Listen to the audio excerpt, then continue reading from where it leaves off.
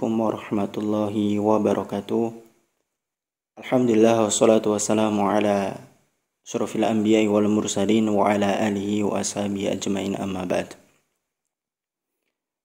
Alhamdulillah, pada kesempatan kali ini kita akan kembali melanjutkan pembahasan kita di dalam kitab Al-Fiqhul Muyassar fi Du'i Al-Kitab wa Sunnah.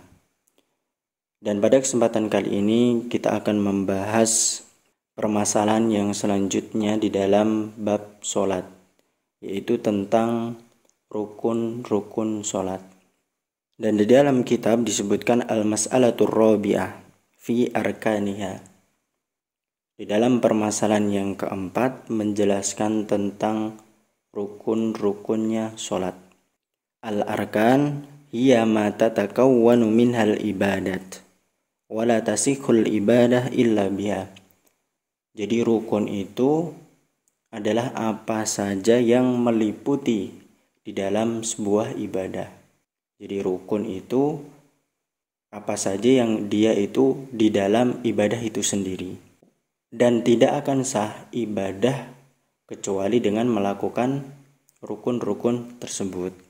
Wal farqu bainaha wa bainasyurut. Adapun perbedaan antara rukun dan antara syarat sholat adalah anna syarto yataqaddam alal ibadah wa istamir ma'ha.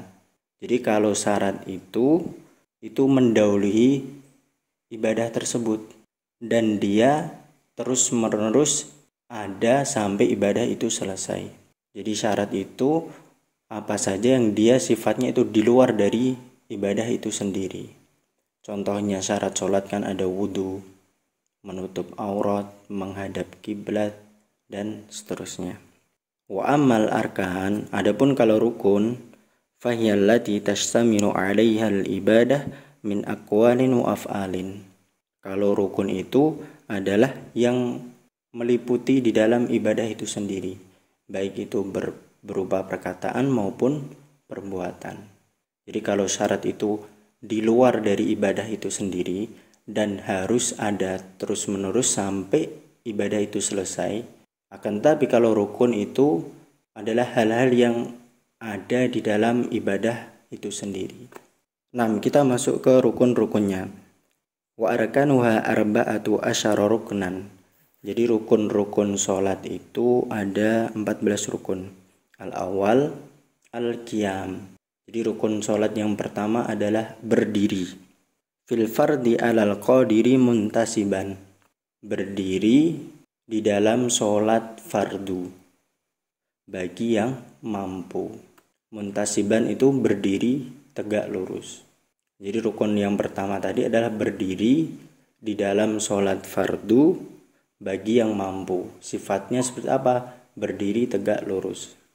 Karena Nabi SAW mengatakan bagi orang yang memang dia tidak mampu berdiri, sholli qa'iman fa illam tastati fa qa'idan fa'ilam tastadi fa'ala jambin. Sholatlah kalian dalam keadaan berdiri. Kemudian kalau memang kalian tidak mampu faqaidan, maka duduklah. Fa'ilam tastadi, maka jika masih tidak mampu fa'ala jambin, maka sholat sambil berbaring. Ini menunjukkan bahwasanya rukun sholat yang pertama ini, yaitu berdiri, itu adalah jika yang mampu saja. Dan di dalam sholat fardu. Jadi berdiri ini wajib hukumnya di dalam sholat fardu. Amma sholatun nafilah. Terus bagaimana jika yang dikerjakan itu sholat yang sifatnya sholat sunnah? Fa innal qiyama fiha sunnatun wa laysa ruknan. Adapun ketika yang dikerjakan itu sholat sunnah, maka berdiri itu adalah merupakan kesunahan, hukumnya sunnah. Bukan termasuk rukun. Sholat taraweh, sholat qobliyah, yang sholat yang hukumnya sunnah, maka berdiri ini bukan termasuk rukun, akan tapi apa? Hanya sunnah. Lakin sholatul qa'im fiha afdal min sholatil qa'id. Akan tapi tentunya sholat yang berdiri, orang yang berdiri ketika dia mengerjakan sholat sunnah itu lebih utama dibandingkan yang mengerjakan dalam keadaan duduk. Nah, itu tadi rukun yang pertama. Kemudian atsani takbiratul ihram fi awwaliha.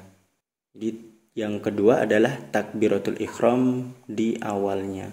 Jadi ketika dia mau melaksanakan sholat maka diawali dengan takbiratul ihram.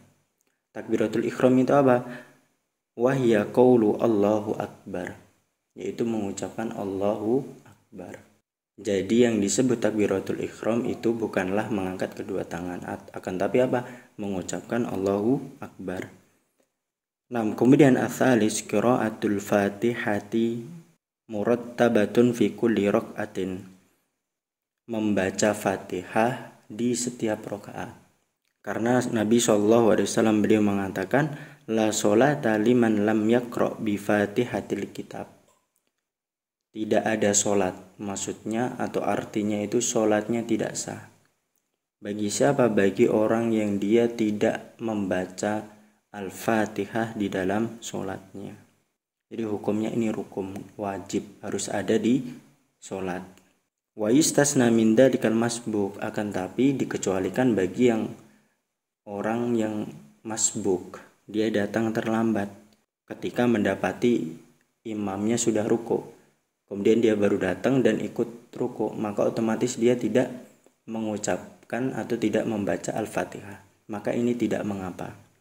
Jadi ada pengecualiannya. Kemudian pengecualian yang kedua, wa kadal ma'mum fil jahriyah, dan demikian juga makmum di dalam sholat yang jahar. Sholat jahar itu apa saja? Sholat maghrib, sholat isya, sholat subuh, yang mana imamnya itu membacanya dengan keras. Maka ketika makmum tidak punya kesempatan untuk membaca Al-Fatihah, maka ini tidak mengapa karena dikecualikan. Akan tetapi ketika imam memberikan jarak jeda antara dia membaca Al-Fatihah dan surat, diberikan jarak agar makmum bisa membaca Al-Fatihah, maka yang lebih utama adalah membaca Al-Fatihah. Nah, kemudian yang keempat, ar-ruku fi kulli raka'atin. Ruku di setiap rakaat. Jadi ruku ini hukumnya rukun wajib, harus ada di dalam sebuah sholat. Berdasarkan firman Allah Subhanahu wa taala, ya ayyuhalladzina amanu ruk'u wasjudu. Wahai orang-orang yang beriman, rukuklah kalian dan sujudlah. Kemudian syarat yang kelima dan keenam, ar-raf'u minar ruku wal i'tidalu minhu qa'iman. Bangun dari ruku dan i'tidal. I'tidal apa? Berdiri. I'tidal itu berdiri tegak lurus. Sebagaimana disebutkan di dalam hadis, Nabi SAW mengatakan, warka hatta tatma'inna raki'an, dan rukuklah kalian sampai kalian tuma'ninah di dalam ruku. Tummarfa' hatta ta'tadila qa'iman, kemudian bangunlah dari ruku sampai kalian benar-benar berdiri lurus atau i'tidal. Kemudian syarat yang ketujuh, as-sujud. Jadi rukun sholat yang ketujuh itu adalah sujud. Dan sujud itu dilakukan setiap rakaat 2 kali di atas 7 anggota badan. Sebagaimana disebutkan di dalam hadisnya Ibnu Abbas, umirtu an asjuda ala sab'ati a'dumin. Bahwasanya aku diperintahkan untuk sujud di atas 7 anggota badan. Yaitu yang pertama al-jabhah, dahi. Wa asyara biyadi ila anfihi. Dan Nabi SAW mengisyaratkan dengan tangannya ke hidungnya. Artinya hidung ini termasuk juga bagian dari dahi. Kemudian wal yadain, kedua tangan, kedua telapak tangan. Wa rukbataini, dan kedua lutut. Wa atrofil qadamaini, dan ujung-ujung kedua kaki, ujung-ujung jari kedua kaki. Jadi 7 anggota ini harus menempel ketika seseorang dalam keadaan sujud. Kemudian rukun yang berikutnya, rukun yang ke-8 dan ke-9 adalah ar-raf'u minas sujud wal julus baina sajdataini. Bangun dari sujud, kemudian duduk di antara 2 sujud. Ini juga merupakan rukun sholat. Kemudian syarat yang ke-10, at-tuma'ninatu fi jami'il arkan. Tuma'ninah di semua rukun-rukun tadi, di semua rukun-rukun sholat. Jadi ketika dia ruku, maka ya harus benar-benar dia ruku, harus lurus. Ketika dia iktidal, ya dia harus benar-benar berdiri tegak lurus. Itu yang disebut tuma'ninah. Ketika dia sujud, maka dia sujud di atas 7 anggota badan yang kita sebutkan tadi. Karena Nabi SAW pernah menegur kepada orang yang sholatnya tidak ada di dalamnya tuma'ninah sama sekali, dia sholatnya seperti ayam sedang makan, jadi artinya dia sholat sangat cepat sekali. Maka Nabi SAW menyuruhnya agar mengulangi sholatnya.